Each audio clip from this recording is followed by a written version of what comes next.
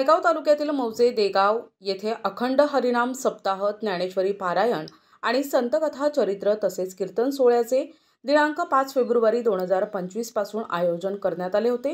या अखंड हरिनाम सप्ताहाची सांगता 12 फेब्रुवारीला काल्याच्या कीर्तनाने झाली। मागील 40 वर्षांपासूनची परंपरा आज तागायत सुरू असून 8 दिवस गावात भक्तिमय वातावरणात सोहळा रंगला होता। या सप्ताहात पुढील प्रमाणे कीर्तन सेवा पार पडली।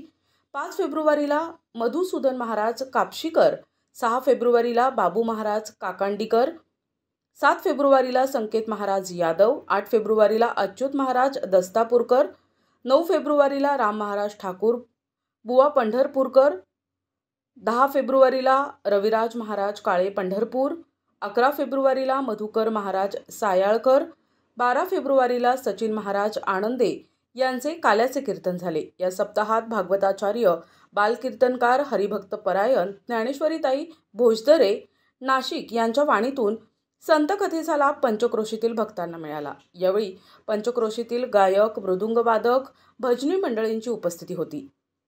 प्रतिनिधी हनुमंत चंदनकर, NTV न्यूज मराठी, नांदेड।